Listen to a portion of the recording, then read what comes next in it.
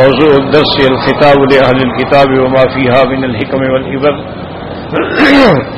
سورة المائدہ تفسیر ابن کثیر الحمد للہ رب العالمین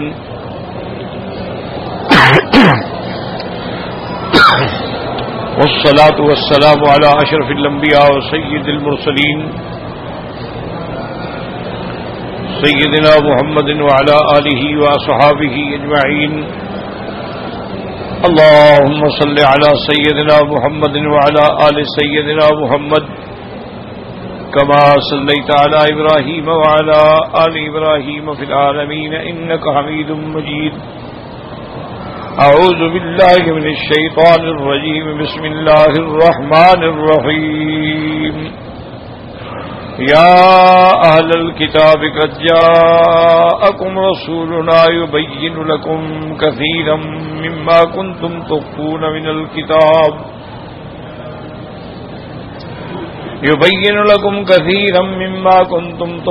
من الكتاب ويعفو عن كثير قد جاءكم من الله نور وكتاب مبين يهدي به الله من اتبع رضوانه سبل السلام ويخرجهم من الظلمات إلى النور بإذنه ويهديهم إلى صراط مستقيم. قال المؤلف والمفسر رحمه الله تعالى وقد روى الحاكم في مستدركه من حديث الحسين بن واقد عن يزيد النحوي عن إكرمة عن ابن عباس رضي الله تعالى عنه قال من كفر بالرجم فقد كفر بالقرآن من حيث لا يحتسب. اب مفسر رحمۃ اللہ علیہ ارشاد فرماتے ہیں کہ حضرت ابن عباس رضی اللہ تعالیٰ عنہ نے فرمایا کہ جو شخص رجم کا انکار کرتا ہے گویا اس نے اللہ کے قرآن سے کفر کیا ہے. تو معنی یہ ہے اس کا کہ اگر قرآن کے ایک آیت کا یا ایک حکم کا بھی انکار کیا جائے تو وہ بندہ کافر ہو جائے، کیونکہ قرآن پر مکمل ایمان اور یہ یقین کامل ہو کہ یہ اللہ کی کتاب ہے اور اس میں کوئی شک نہیں. جیسا کہ یہود نے صحیح روایت میں موجود ہے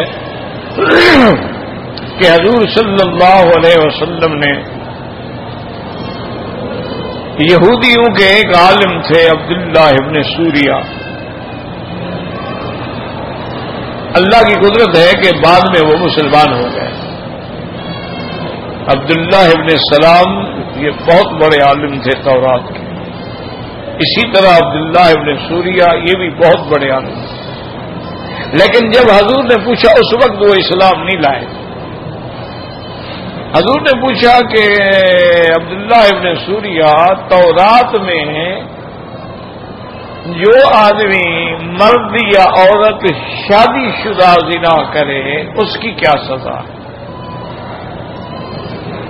کیونکہ قرآن کا یہ حکم ہے کہ اگر کنوارا مرد ہے اور کنواری عورت ہے انہوں نے زنا کیا ہے فَجْلِدُوا كُلَّ وَاحِدٍ مِّنْهُمَا 100 جلدہ، سب کو ایک 100 کوڑا لگایا جائے گا.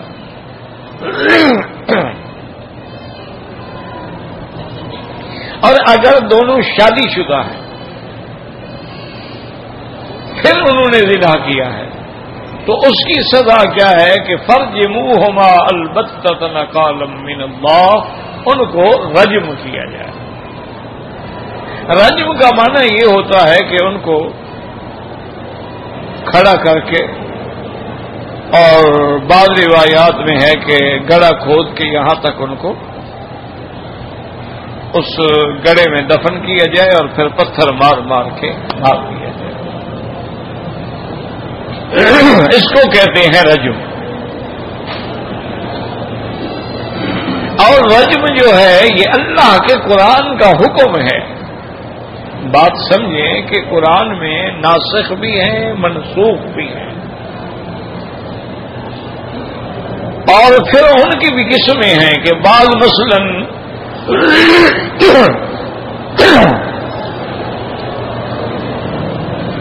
منسوخ الحکم ہے لیکن تلاوت باقی ہے، یعنی حکم ختم ہو گیا ہے لیکن قرآن میں تلاوت کی جاتی ہے، جیسے کہ اللہ پاک نے ابتدائی صورت میں ارشاد فرمایا کہ یا ایھا المزمل قم اللیل الا قلیلا، میرے محبوب کپڑے میں لپٹنے والے اب کھڑے ہو جائیں، رات کو عبادت کریں، ساری رات عبادت کریں، الا قلیلا، کچھ تھوڑا حصہ آرام کا۔ پھر یہ حکم ہے نصفہ او انقص، یا آدھی رات عبادت کریں، آدھی رات سے کچھ تھوڑا، یا آدھی رات سے زیادہ عبادت کریں اور اس کے بعد آرام کریں۔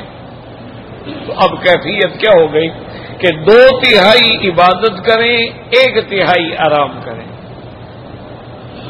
یا آدھی رات عبادت کریں، آدھی رات آرام کریں،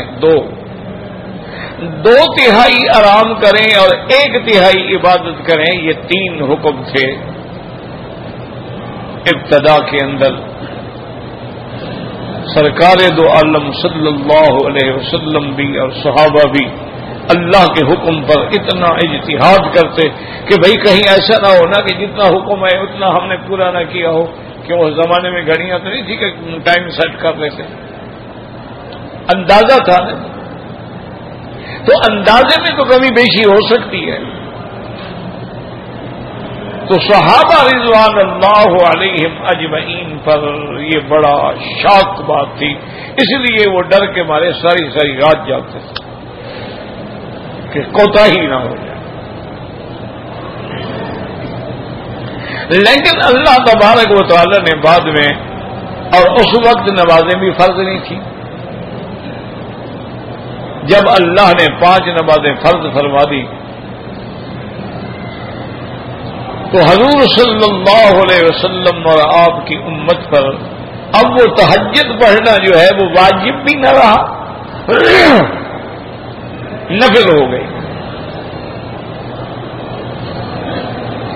اور وقت کی بھی اجازت مل گئی کہ فقرؤوا ما تیسر من القرآن، جتنا ہو سکے نماز پڑھ لو، چاہے آدھا گھنٹہ پڑھ لو، گھنٹہ پڑھ لو، 4 رکعات پڑھ لو، تو اللہ نے اجازت۔ اللہ نے فرمایا کہ چونکہ بعض لوگ بیمار ہوتے ہیں، وہ بیچارے آدھی رات کھڑا نہیں ہو سکتے، وآخرون یضربون فی الارض یبتغون من فضل اللہ، اور کچھ لوگ تجارت کے لیے سفر میں ہوتے ہیں، تو اب وہ کیسے تہجد کے لیے جاگیں؟ وآخرون یقاتلون فی سبیل اللہ، اور ایک جماعت ایسی بھی ہوتی ہے جو جہاد میں لگی ہے۔ تو اب اللہ نے رعایت کر دی کہ بھئی جتنا ہو سکے پڑھ لو، یعنی پوری رات میں اگر آپ 1 گھنٹہ بھی جاگ سکتے ہیں الحمدللہ، آدھا گھنٹہ بھی جاگ سکتے ہیں تو الحمدللہ۔ اور تہجد میں یاد رکھیں 8 رکعتیں ہوتی ہیں،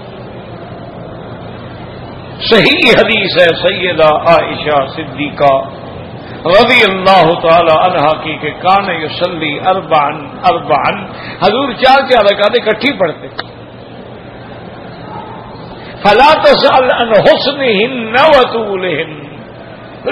بی بی عائشہ نے فرمایا بیٹے حضور کی نماز کا کیا پوچھتے ہو، اس کی نماز میں جو حسن تھا، جو جمال تھا، جو طول تھا، کہ حضور صلی اللہ علیہ وسلم کبھی کبھی تہجد میں 8 پارے قرآن شریف پڑھ لیں۔ تو سنت یہ ہے کہ 4 رکعات پڑھیں اور کل 8 رکعات۔ اور جن لوگوں نے انشاءاللہ تہجد پڑھنی ہے وہ وتر تہجد کے بعد پڑھیں، پہلے تہجد پڑھ لیں پھر 3 رکعت وتر پڑھیں، وتر پر نماز ختم کر دیں، اب اور کوئی نماز نہیں۔ صبح کی اذان جب ہو جائے تو 2 رکعت سنت پڑھیں، اس 2 رکعت سنت کے بعد بھی کوئی نماز نہیں، اب پھر فجر کی نماز پڑھیں گے۔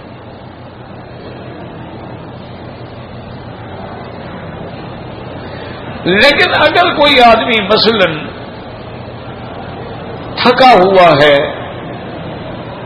دیکھیں نا یہاں لوگ ہیں دن کو ڈیوٹی کرتے ہیں، مزدور ہیں، سارا دن بیچارے دھوپ میں کام کرتے ہیں، پہاڑوں کو توڑتے ہیں، تو اب ان کو رات کو تہجد کے آخری یعنی رات کے آخری حصے میں اٹھنا بڑا مشکل ہو جاتا ہے۔ تو ان کے لیے بھی آسانی ہے کہ اگر سونے سے پہلے وضو کر کے 2 رکعت 4 رکعت جتنا اللہ توفیق دے پڑھ لیں وہ تہجد ہے۔ تہجد کے لیے سونا ضروری نہیں ہے، یہ جاہلوں نے بنا رکھا ہے جی تہجد تو تب ہوگی نا کہ سو کے اٹھیں۔ تہجد کا معنی ہوتا ہے کہ نوم نیند کا چھوڑنا، تو نیند تو ہم نے کی نہیں، تہجد کیسے پڑھیں؟ یہ جہالت ہے۔ معنی یہ ہوتا ہے کہ عشاء کے بعد نیند کا حکم ہے، تو اگر ہم نے اب تہجد پڑھی تو گویا ہم نیند چھوڑ کے تہجد پڑھ رہے ہیں،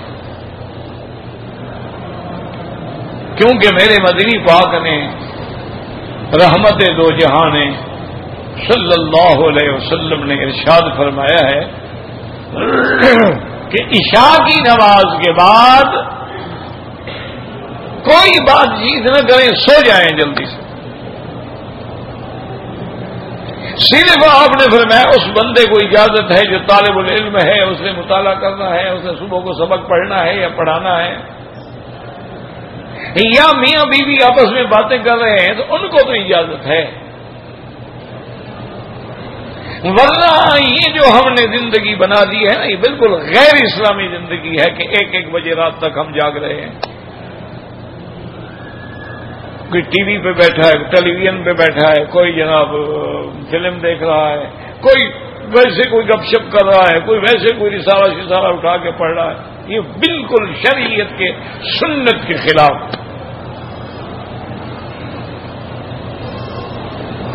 عشاء کی نماز کے بعد چونکہ اگر ہم جلدی سو جائیں گے، دیکھو نا اب عشاء ہو جاتی ہے تقریباً 8:45 بجے ختم ہو گئی، اگر ہم یعنی کھانا بھی کھانا ہے، گھر بھی جانا ہے، تو چلو 10 بجے 10:30 بجے بھی اگر ہم سو جائیں تو بڑے آرام سے آپ 3 بجے اٹھ سکتے ہیں، کیونکہ 5.5 گھنٹے نیند ہو جائے گی آپ کی۔ لیکن اگر ہم نعوذ باللہ سوئیں ہی 2 بجے، جیسے آج کل جو اسکول میں چھٹیاں ہیں نا جی، تو اللہ معاف فرمائے، اللہ معاف فرمائے، ہماری اولادیں اتنی آوارہ ہو گئی ہیں کہ ساری رات سڑکوں پہ کھڑے ہیں، کوئی فٹ بال کھیل رہا ہے، کوئی سائیکل چلا رہا ہے، 1 ویلنگ کر رہا ہے، کوئی لوگوں کی عورتوں کو چھیڑ رہا ہے، کوئی راستے جاتی لڑکیوں کو چھیڑ رہا ہے، کیونکہ تربیت ہے نہیں۔ اب مدرسے ہیں، یونیورسٹیاں ہیں، لیکن تربیت نہیں ہے۔ اولاد سے کیسے آئے بو ماں باپ کے اتوار کی، جیسے اکبر الہٰبادی نے کہا تھا کہ دودھ ہے ڈبے کا اور تعلیم ہے سرکار کی، تو پھر اولاد میں ہدایت کہاں سے آئے؟ آپ جو اولاد کو ماشاءاللہ قیمتی سے قیمتی دودھ پلاتے ہیں، پتہ ہے آپ کو کس چیز کا دودھ ہے؟ آپ کے سامنے بنایا گیا، ہو سکتا ہے اس میں خنزیر کا دودھ بھی شامل ہو، کیونکہ ان لوگوں کے نزدیک تو کچھ نہیں، ان کے نزدیک خنزیر حلال ہے۔ اسی طرح جو آپ نے یعنی جو جتنے آج کل بسکٹس ہیں اور چاکلیٹ ہیں اور یہ ساری بلائیں آ گئی ہیں، پیزا ہے، کنگ برگر ہیں، یہ آپ کے بروسٹ ہیں، ان میں جو میٹیریل ہے آپ کو پتہ ہے کیا ہے؟ آپ نے دیکھا ہوا ہے، آپ کے سامنے بنایا گیا ہے۔ یعنی آپ پوری دنیا میں، پورے یورپ میں، پورے اروپا میں، پورے کافر ملکوں میں جا کے دیکھ لیں کہ وہاں سلاٹر ہاؤس جو ہوتے ہیں، یعنی جہاں گوشت بنتا ہے تو بڑے بڑے ڈرم رکھے ہوتے ہیں ان کے سامنے، وہ چربی کاٹتے جائیں گے، ڈرم میں ڈال دیں گے، بکرے کی چربی بھی اسی میں، گائے کی بھی اسی میں، خنزیر کی بھی اسی میں۔ وہ یہ نہیں کرتے کہ جناب یہ مسلمانوں کے لیے چربی الگ رکھو اور ہندو کے لیے الگ رکھو، اور ان کا ہمیں کیا تکلیف ہے بھائی، گوشت ہے اس کو چربی ہے، ہم نے چربی صاف کر رہی ہے۔ اور جا کے ڈرم، اچھا جب ڈرم بھر گیا اس کو پیک کر دیا انہوں نے، وہ کمپنیوں کو چلا گیا، پھر وہ اسی چربی کو پگھلا کر اسی کو اپنے فارم میں لا کر آپ کے لیے بسکٹ بناتے ہیں، کیک بناتے ہیں، پیسٹریاں بناتے ہیں، آپ کے لیے جناب یہ پیزے کا مٹیریل بناتے ہیں، اب اسی سے بنتا ہے۔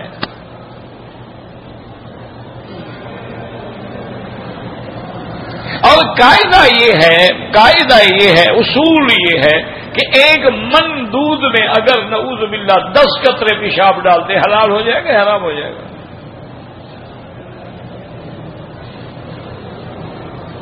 یہی وجہ ہے میرے عزیز، میرے محترم، آپ جو اخباروں میں پڑھ رہے ہیں کہ شوہر نے بیوی کو قتل کر دیا، بیٹے نے ماں کو اور باپ کو قتل کر دیا، کسی نے جناب اپنے ساس اور سسر کو قتل کر دیا، کسی ظالم بدبخت درندے نے 5 سال کی بچی سے زیادتی کی۔ یہ کیا ہے؟ یہ وہی حرام کا اثر ہے۔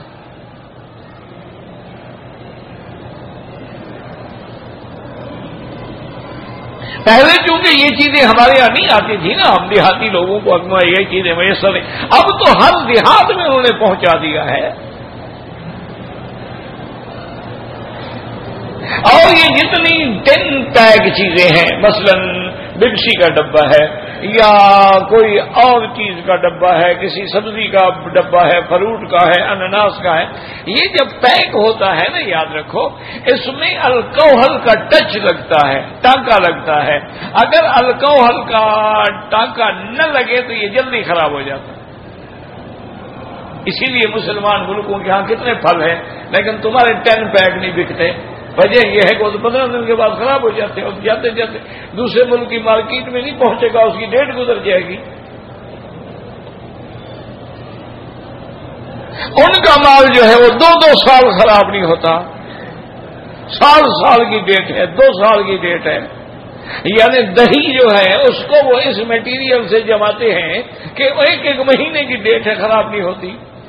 دودھ پیک جو ہے وہ 6 مہینے خراب نہیں ہوتا، تمہارا دودھ تو شام کو پھٹ جاتا ہے۔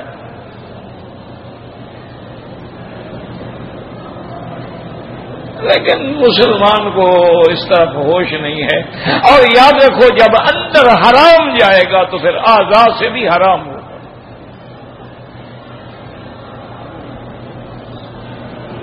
اسی لیے آج زنا عام ہے، قریانی عام ہے، فحاشی عام ہے، اور اللہ کے قرآن پہ قربان جائیں، اللہ کے کلام پہ قربان جائیں کہ میرے مالک نے قرآن میں کبھی غور کیا ہے آپ نے کہ ایک جگہ چور کا ذکر ہے اور ایک جگہ زانی کا ذکر ہے؟ قرآن جب پڑھو نا کبھی کبھی خدا کے لیے ترجمہ بھی تھوڑا تھوڑا پڑھ لیا کرو، 4 سطر روز کا ترجمہ پڑھ لو تو مہینے میں 120 سطر تو پڑھ لو گے نا، زیادہ نہیں پڑھ سکتے ہو، چلو 4 سطریں پڑھ لو، آدھا رکوع پڑھ لو، 4 آیتیں پڑھ لو تو مہینے میں 120 آیات ہو جائیں گی۔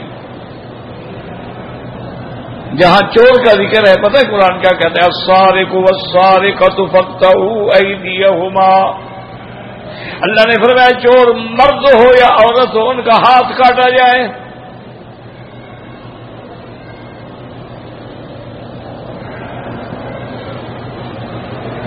میں یہ ساری لمبی بات کیوں کر رہا ہوں کہ آج مسلمان ملک، مسلمان انسان، اسلام کا دعویٰ کرنے والے وہ بھی کہہ دیتے ہیں کہ جی یہ ہاتھ کاٹنا اور رجم کرنا اور عورت کو کوڑے مارنا، او جی کتنی بڑی توہین ہے عورت کی کہ اس کو برسر عام کھڑے ہو کے کوڑے مارے جا رہے ہیں، اور اس پہ پتھر برسائے جا رہے ہیں۔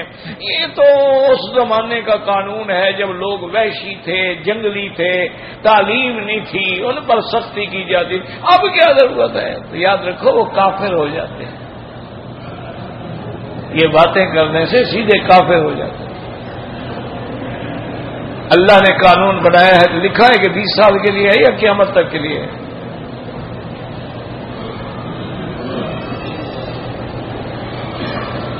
تو اللہ نے جو قانون بنایا ہے اور وہ تو قیامت تک کے لیے، اب قیامت تک قرآن ہے، قیامت تک اسلام ہے، قیامت تک دین محمد مصطفیٰ ہے، قیامت تک شریعت محمد مصطفیٰ ہے صلی اللہ علیہ وسلم۔ تو دیکھیں قرآن پہ غور کرو، کیسی بات کی۔ فرمایا السارق والسارقۃ فاقطعوا ایدیہما، چور مرد ہو یا عورت ہو ان کا دو یعنی ہاتھ کاٹا جائے گا۔ اب ماشاءاللہ ہمارے ہاں بڑے قانون دان مولوی پیدا ہو چکے ہیں، وہ کہتے ہیں جی ہاتھ سے پتہ نہیں کیا مراد ہے، ہاتھ کاٹا جائے گا۔ ہاتھ جو ہے نا جی یہ اس جگہ رسخ، اس کو بھی ہاتھ کہتے ہیں، اور ایدیکم الی المرافق، کوہنیوں تک کو بھی ہاتھ کہتے ہیں، اور عضد جو ہے سارا اس کو بھی ہاتھ کہتے ہیں۔ اور جی پتہ نہیں ہم کہاں سے کاٹیں گے؟ یعنی اللہ کے قرآن میں اگر مگر چونکہ چنانچہ نکالتے ہیں۔ یہ بھی نہیں سمجھتے بدبخت کہ جس نبی پر قرآن اترا ہے انہوں نے ہاتھ کاٹنے کا حکم دیا، کہاں سے کاٹا گیا؟ بات ختم ہو گئی۔ بھائی قرآن کو نبی پاک سے زیادہ سمجھنے والا تو کوئی نہیں نا، جس کو اللہ نے خود پڑھایا ہو، اللہ نے خود سمجھایا ہو، تو انہوں نے یہاں سے ہاتھ کاٹا ہے، بات واضح ہو گئی، بات ختم ہو گئی۔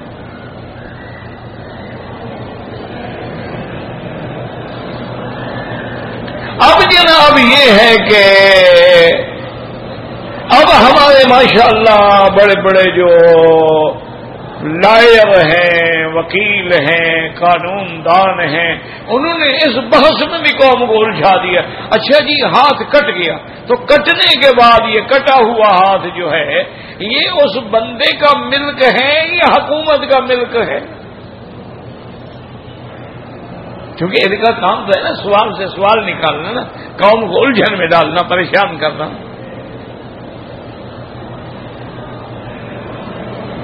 اگر یہ چور کی ملکیت ہے کہ بھی ہاتھ کٹ گیا سزا تو ہو گئی، اس کو دے دو، تو وہ جا کے فوراً ہاتھ جڑوا لے گا، پلاسٹک سرجری کرا لے گا، داغ بھی نہیں رہے گا۔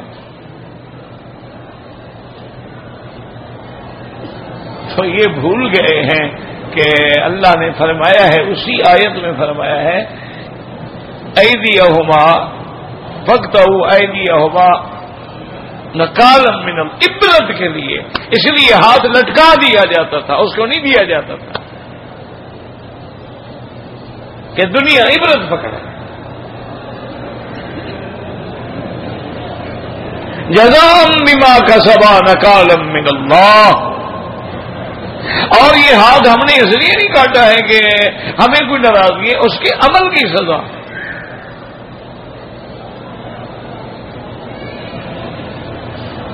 اچھا اب چور میں کیا آیا؟ السارق والسارقۃ، چور مرد یا چور عورت، مرد مقدم ہے پہلے ہے، عورت بعد میں ہے۔ اچھا جہاں زنا کا مسئلہ آیا وہاں قرآن کیا کہتے ہیں؟ الزانیۃ والزانی، الزانیۃ والزانی فاجلدوا كل واحد منهما 100 جلدہ۔ زانیہ عورت یا زانی مرد، یہاں عورت پہلے ہے مرد بعد میں ہے۔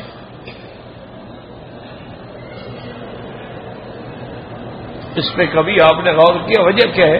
وجہ یہ ہے کہ مالک نے سمجھایا ہے کہ بھئی چوری کرنا جو ہے یہ بڑی طاقت کا کام ہے، کوئی آسان تھوڑا ہے لوگوں کے گھر میں گھس جاؤ، ڈاکے مارو، چوریاں کرو، پکڑے جاؤ تو پھر جناب مار کھاؤ، لٹکا دیا جائے درختوں سے، اور یہ آسان کام نہیں، یہ مرد زیادہ کرتے ہیں، اور کوئی قلیل چور ہوتی ہے، ہزاروں میں بھی ایک نہیں ہو۔ مرد زیادہ چور، تو لہذا مرد مقدم ہے. اور زنا میں اللہ نے عورت کو مقدم کیا کہ زنا کی وجہ عورت ہوتی ہے. عورت نہ چاہے تو زنا ہو ہی نہیں سکتا. جب تم میک اپ کر کے بیوٹی پارلر سے بن سنور کے اور جناب نئے نئے فیشن کے اریا لباس پہن کے بازاروں میں نکلو گی تو تم خود دعوت گناہ دے رہی ہو نا. اگلے کیسے نہیں دعوت گناہ پہ عمل کریں گے؟ تم تو خود اوپن ایئر سیٹر بنی ہوئی ہو، کھلا ہوا اشتہار ہو بے حیائی کا. تو اس لیے مانا یہ ہے کہ اگر عورت پاکیزہ ہو، عورت باپردہ ہو، حتیٰ کہ حکم ہے کہ اگر کوئی دروازے کے باہر کھڑے ہو کے بات کرے تو اللہ کا قرآن کہتا ہے ان کو آرام سے جواب نہ دو.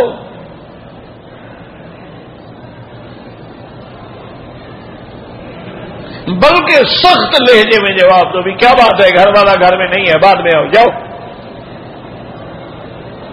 کیونکہ اگر تم نے بڑا میٹھے میٹھے لہجے سے جواب دیا اور جناب بڑا اپنا آواز کو اور لوجدار بنا کے بات کی، دوسرے کے دل میں تو فتنہ تم نے جگا دیا نا.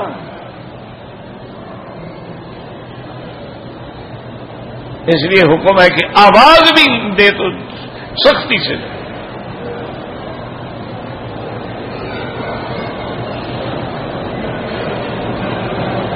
تو اس لیے یاد رکھیں کہ اللہ نے جو قانون بنایا ہے وہ قیامت تک کے لیے ہے.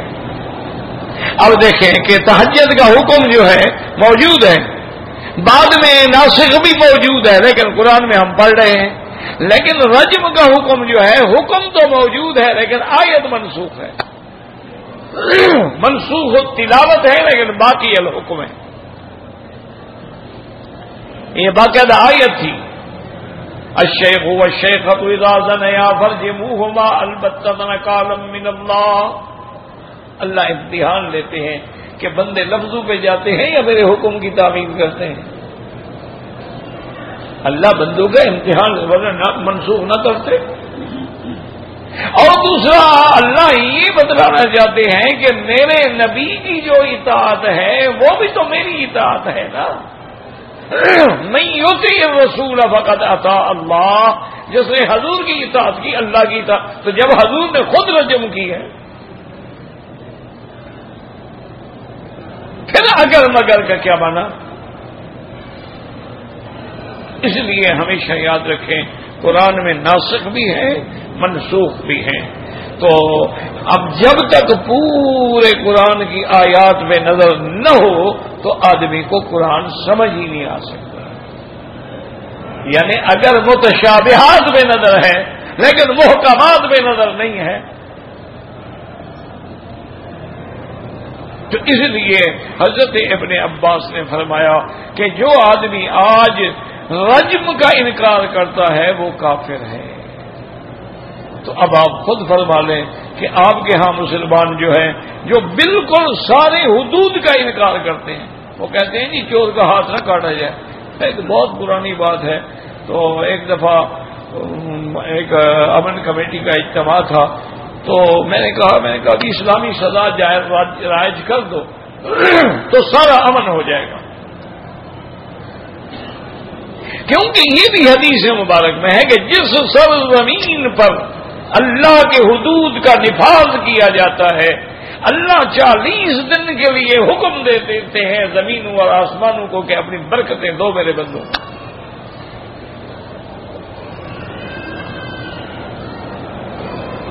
وَلَوْ أَنَّ أَهْلَ الْقُرَىٰ آمَنُوا وَاتَّقَوْا لَفَتَحْنَا عَلَيْهِمْ بَرَكَاتٍ مِّنَ السَّمَاءِ وَالْأَرْضِ. اللہ فرمایا بستی والے اگر ایمان لے آئیں اللہ سے ڈرنا شروع کرتے ہم آسمان و زمین کی برکتیں کھول دیتے ہیں.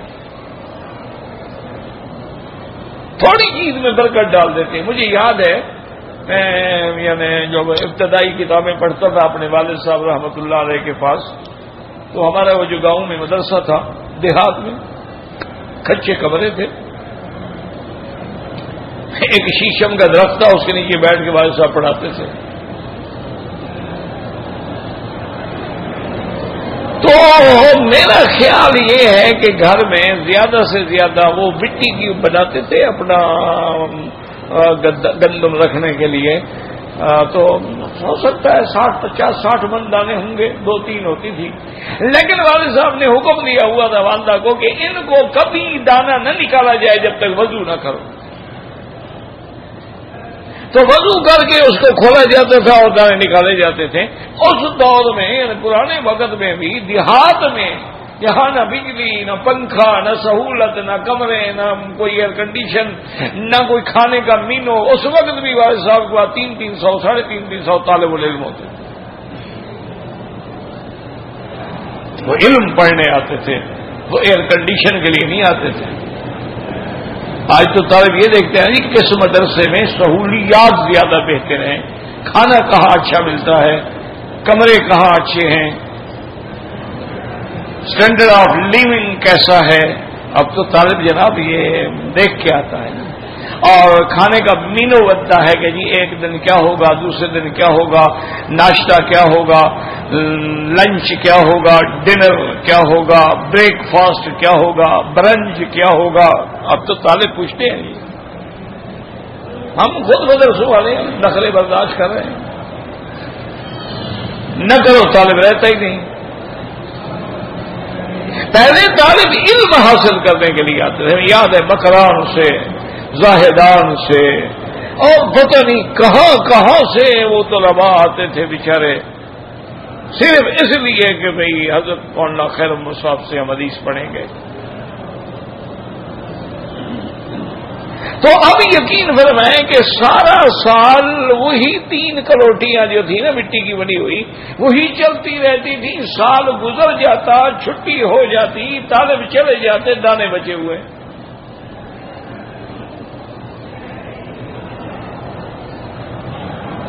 اب میرے خیال میں مدرسے میں ہمارے کو 250 سے زیادہ طالب نہیں ہیں جن کا کھانا وانا پکتا ہو، تو 500 من گندم تو میں خود اپنی زمین کی دیتا ہوں، پھر بھی پوری نہیں ہوتی، خریدتے ہیں۔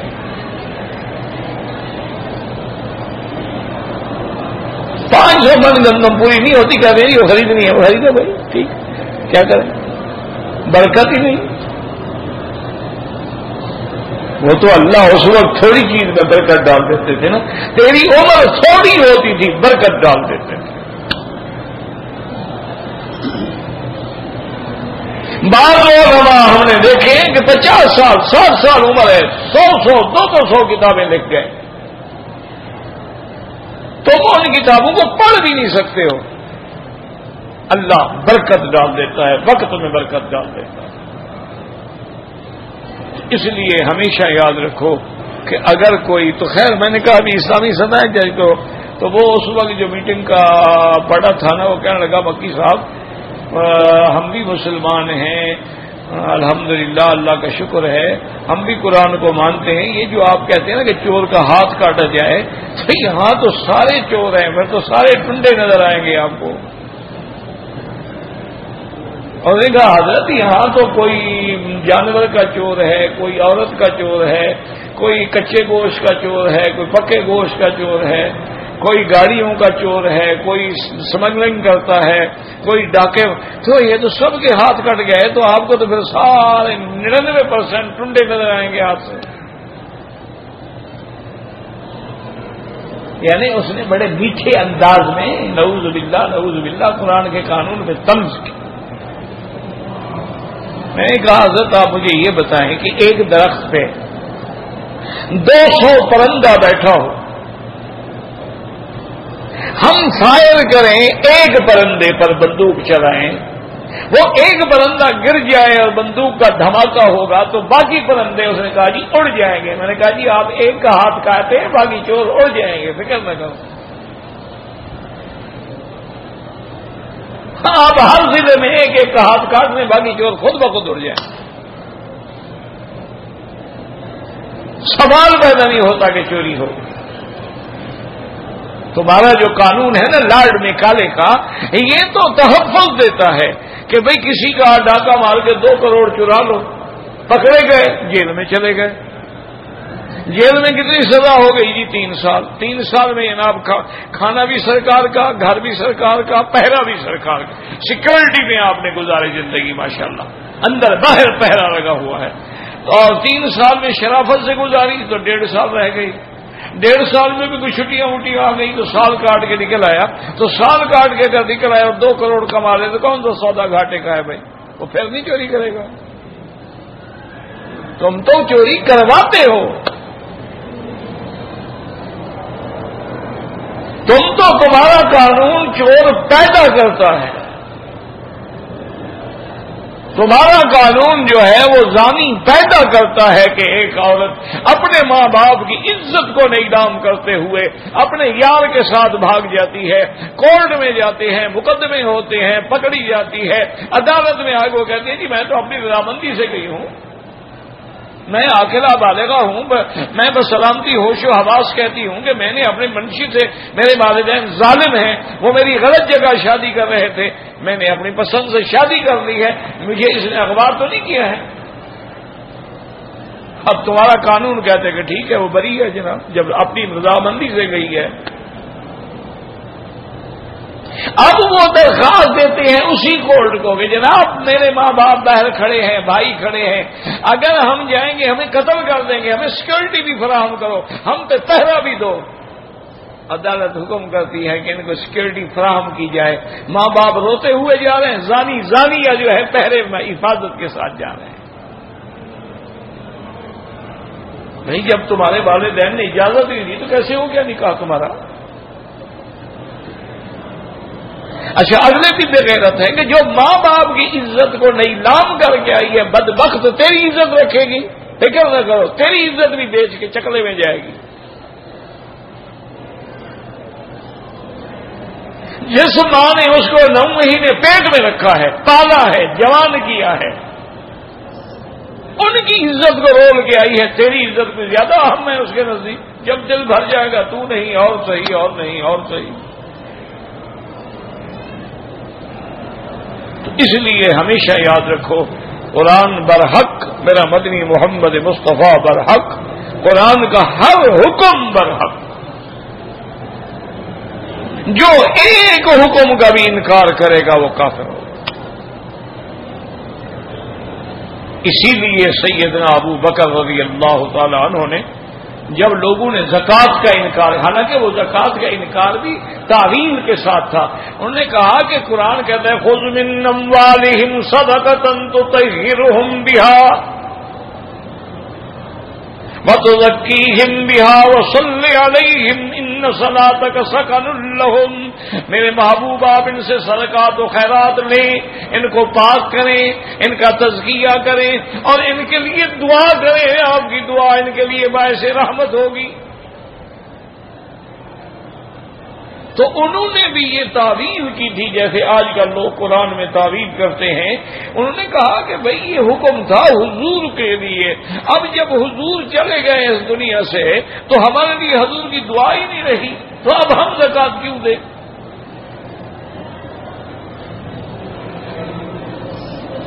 یہ تو حضور کا حکم ہے نا کہ خذ من اموالہم صدقۃ تطہرہم وَتُزَكِّيهِمْ بِهَا. تو اب حضور پاک نہیں ہے، ہمیں کو پاک کرنے والی ذات نہیں ہے، ہمارا تزکیہ کرنے والی ذات نہیں ہے، ہم میں دعا دینے والی ذات نہیں ہے، ہم زکوٰۃ کیوں دیں؟ انہوں نے بھی تعویل کی تھی جناب. سیدنا ابو بکر رضی اللہ تعالی عنہ کو اعلان پتہ لگا، آپ کھڑے ہوئے خطبہ پڑھا، آپ نے فرمایا دیکھو بات سنو، جو آدمی بھی زکوٰۃ کا انکار کرے گا لقاتلتہم، میں ان کے خلاف جہاد کروں گا اور قتال کروں گا، وہ کافر ہیں.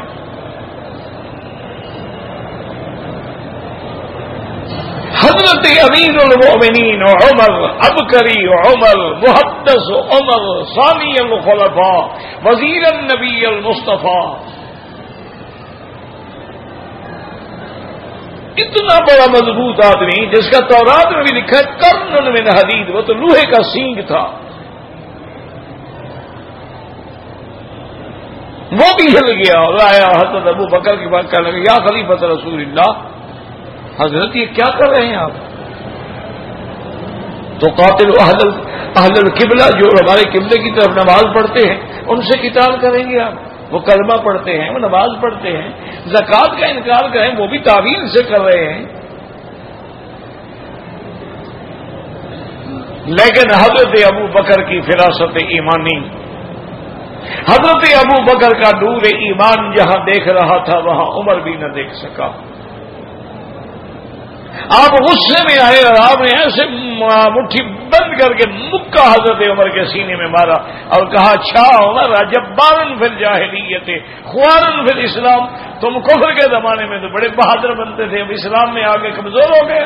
واللہ لو منعونی اکانا لقاتلتموہ، اگر انہوں نے ایک رسی بھی نہ دی نا تو تب بھی میں قتال کروں گا۔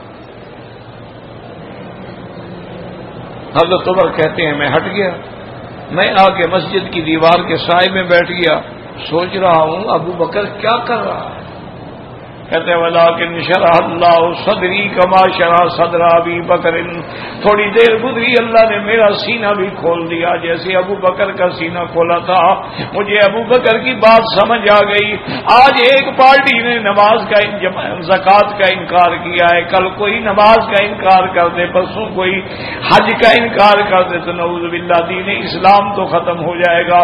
حضرت عمر کھڑے ہوئے اور کہا ابو بکر آپ حکم دیں، میں سپاہی بن کے تیرے حکم میں چلوں گا،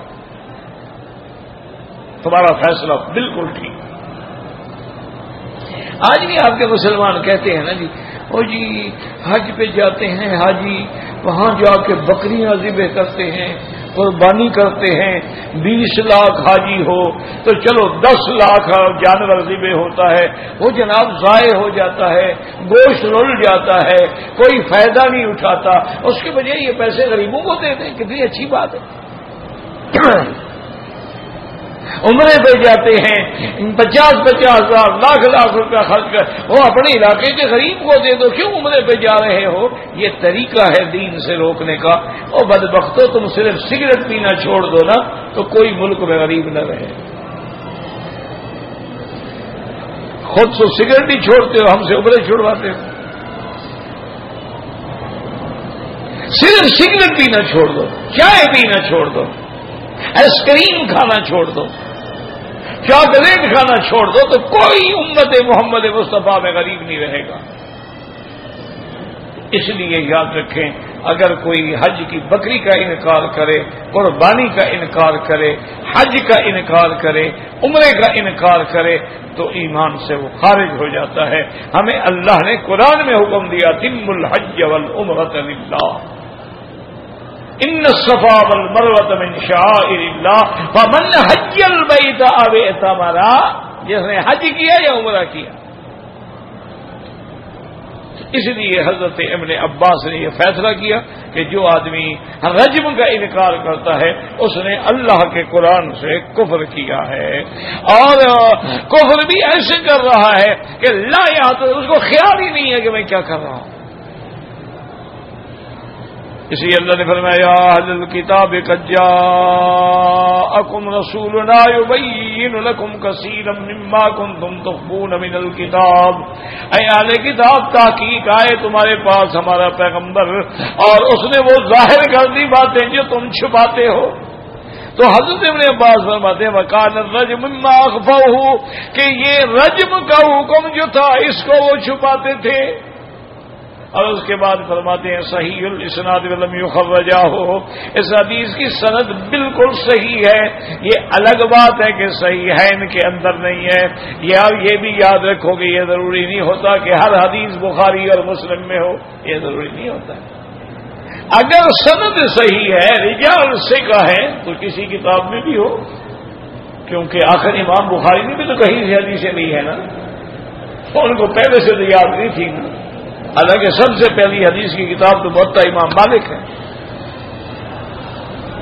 تو اس لیے ہم نے فرمایا کہ صحیح الاسناد، اس کی سند صحیح ہے، ولم یخرجہ ہو، یعنی امام بخاری اور امام مسلم نے اپنی کتاب میں اس کو ذکر نہیں فرمایا، لیکن حدیث سند صحیح ہے تو حدیث صحیح ہے، واللہ اعلم۔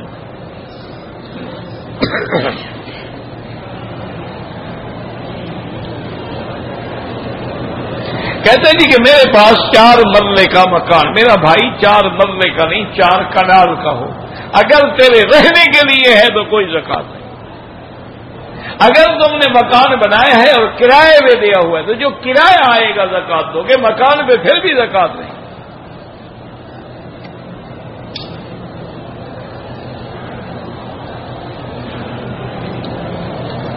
اگر تم نے آج کل جیسے رواج ہے کہ لوگ چھوٹے چھوٹے 1 یونٹ بنگلے بناتے ہیں، گھر بناتے ہیں بیچنے کے، اس پہ زکات اور وہ 2 سال نہ بکے تو ہر سال کی جو مارکیٹ ویلیو ہوگی اس پہ زکات ہے، یعنی پچھلے سال اس کی قیمت تھی 1 لاکھ، اب ہو گئی ہے 1.5 لاکھ، تو 1.5 لاکھ پہ زکات ہے۔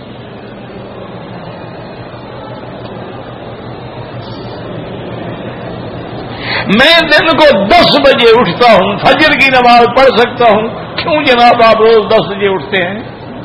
تو آپ تو تارک نماز ہیں، ٹھیک ہے نماز قضا پڑھ لو، لیکن اتفاق ہو جائے نیند آ گئی، یہ تو نہیں کہ آمدن 10 بجے اٹھو اور فجر کی نماز چلی جائے۔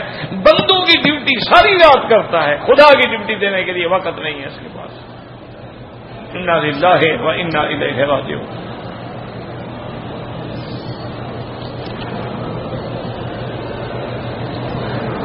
اگر جدہ ہم کسی کام سے جائیں تو واپسی پر احرام بالکل ضروری نہیں، باندھنا چاہو مرضی ہے، نہ باندھو نہ باندھو۔ نماز عصر کے بعد ہم نے طواف کیا ہے تو واجب الطواف 2 رکعات جو ہیں وہ حنفی مسلک میں مغرب کے بعد پڑھیں، باقی ائمہ کے نزدیک حرم میں ہر وقت جائز ہے۔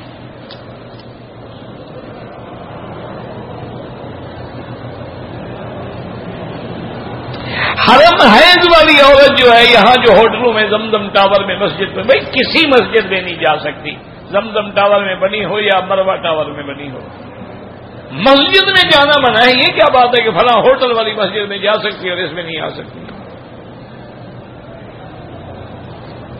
کعبہ شریف دیکھنا ہے تو اونچی جگہ بیٹھ جائے، دیکھتی رہے، وہاں تو کمرے کو کھڑکی کھولو تو کعبہ شریف نظر آ جاتا ہے۔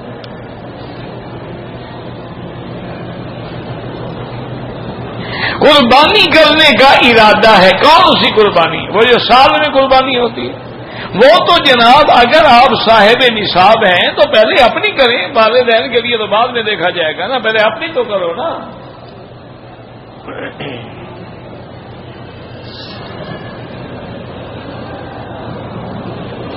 اگر والدین عزیز و اقارب فوت ہو گئے، ان کے لیے حج یا عمرہ کر سکتے ہیں، ثواب بھی ہوگا۔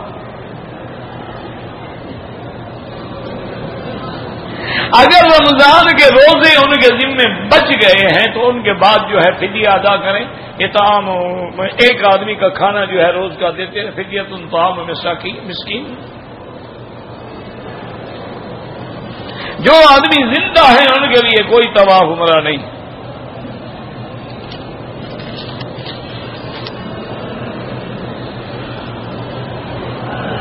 بھائی نماز تہجد کا میں نے ابھی بتا دیا ہے۔ اشراق کا معنی ہوتا ہے کہ سورج نکلنے کے بعد جب اوپر چڑھ جائے، یہ جو گھڑیوں میں ٹائم لکھا ہوا ہے نا شروق، یہ معنی ہے سورج نکلنے کا وقت ہے، یہ نماز کا وقت نہیں ہے۔ نماز اس کے 10-15 منٹ کے بعد ہو۔ اس کے بعد ضحیٰ ہے، ضحیٰ کہتے ہیں جب دھوپ شدید ہو جائے، پاؤں جلنے لگے، یعنی 9 بجے، اس وقت آپ ضحیٰ پڑھ سکتے ہیں۔ ابابین مغرب کے بعد پڑھ سکتے ہیں۔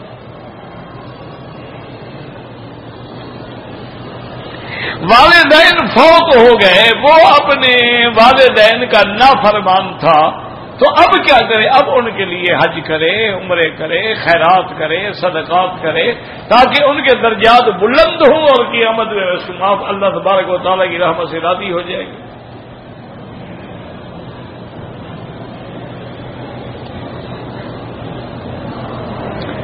حج افراد کر سکتا ہے۔ مینا میں ٹھہرنا جو ہے بڑی اچھی بات ہے، سنت ہے، قربانی تو واجب ہے، اگر افراد حج ہے تو واجب نہیں ہے۔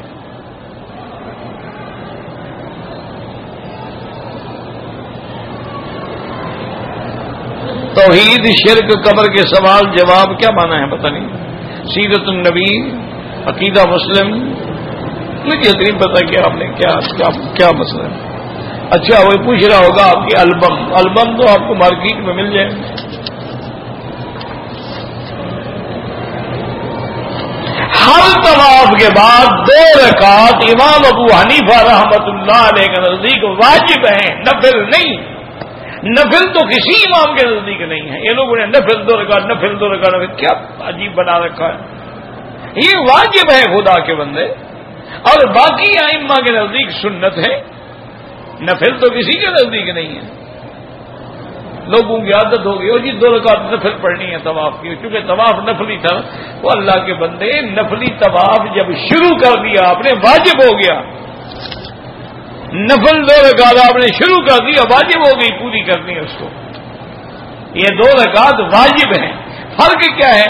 باقی ائمہ کے نزدیک اگر کسی نے طواف کیا ہے اور 2 رکعت نہیں پڑھی طواف ہو جائے گا، سنت تھی، ثواب نہیں ملا، طواف ہو گئی.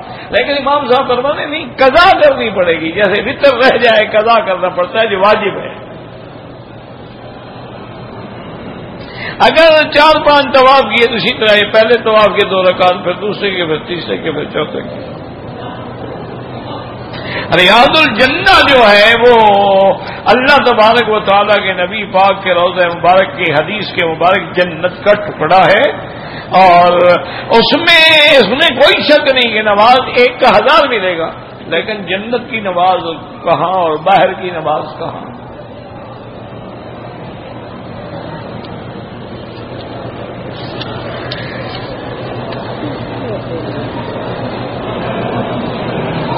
چار رکعت اگر ہم تہجد پڑھ رہے ہیں تو ہر رکعت میں سورت فاتحہ بھی پڑھیں گے اور سورت بھی پڑھیں گے.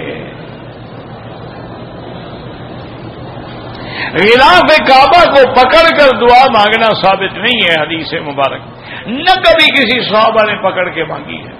ہاں ملتزم پہ اگر اللہ موقع دے تو سینہ بھی لگا سکتے ہو اور ہاتھ لمبے کر سکتے ہو، کعبے سے لگا سکتے.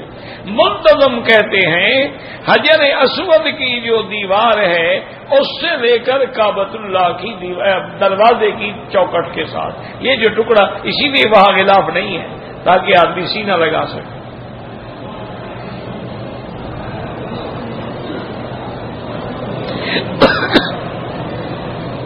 میرا باپ فوت ہو گیا ہے، ان کے لیے میں عمرہ کروں مسجد عائشہ سے. بالکل کرو، ضرور کرو، تو میں بھی عمرے کا پورا ثواب ملے گا، باپ کو بھی ملے گا.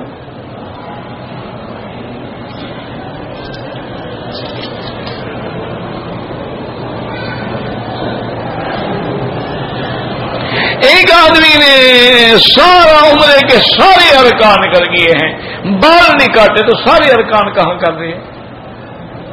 بال کاٹنے کے بغیر تو وہ احرام سے نکل ہی نہیں سکتا. نہیں کاٹنے اس کا مطلب ہے ابھی تک وہ احرام میں ہے. احرام چادروں کا نام نہیں ہے. جب تک بال نہیں کٹوائے گا وہ احرام میں، اور جتنی غلطیاں کرے گا دم پڑتی جائے گی، جتنی غلطیاں کرے گا دم پڑتی جائے گی.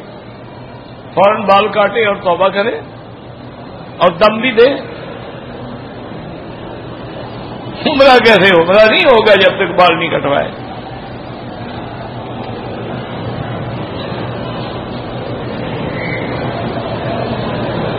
اللہ تعالیٰ جو ہے وہ تو خالق ہے، باقی ساری دنیا جو ہے وہ مخلوق ہے.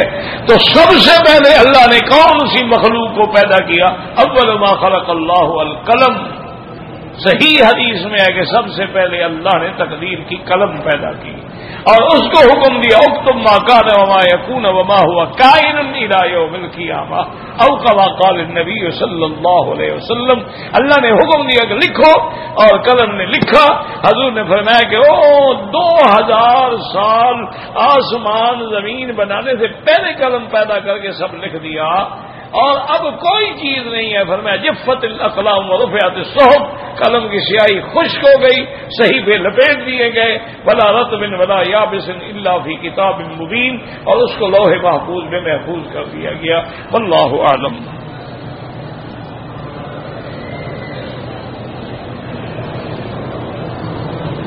صبح کی نماز کے بعد یا عصر کی نماز کے بعد، چونکہ حدیث ہے میرے محبوب کی اور صحیح حدیث ہے کہ لا صلاۃ بعد الفجر حتی تطلع الشمس، فجر کے بعد کوئی نماز نہیں جب تک سورج نہ نکلے، ولا صلاۃ بعد العصر حتی تغرب الشمس، عصر کے بعد کوئی نماز نہیں جب تک کہ سورج نہ ڈوبے۔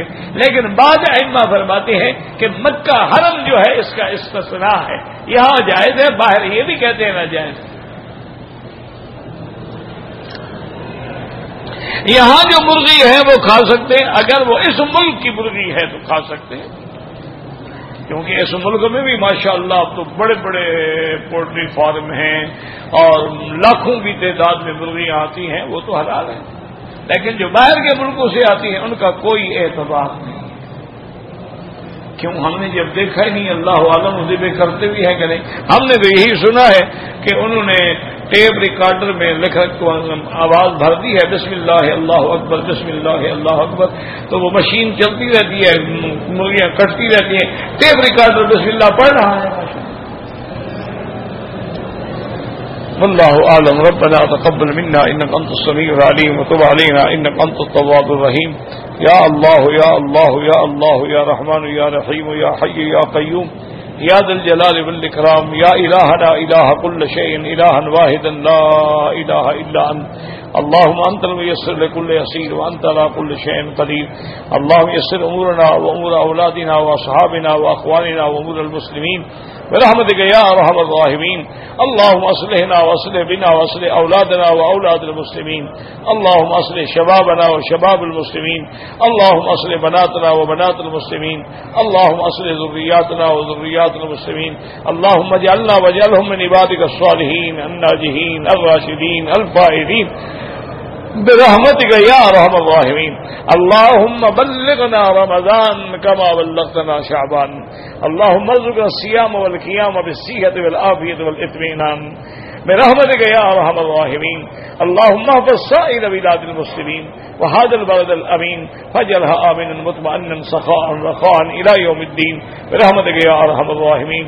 یا اللہ بیماروں کو شفا عطا فرما، یا اللہ ہماری بیماریاں دور فرما، یا اللہ ہماری ظاہری باطنی روحانی جسمانی بیماریاں دور فرما، یا اللہ بے حیاؤں کو حیا عطا فرما، بے دینوں کو دین عطا فرما، بے اولادوں کو اولاد عطا فرما، قرض داروں کے قرض عطا فرما، یا اللہ جن کے گھروں میں بچیاں ہیں ان کے رشتے آسان فرما دے، یا الہ العالمین ہمیں مانگنا بھی نہیں آتا بغیر مانگے عطا فرما۔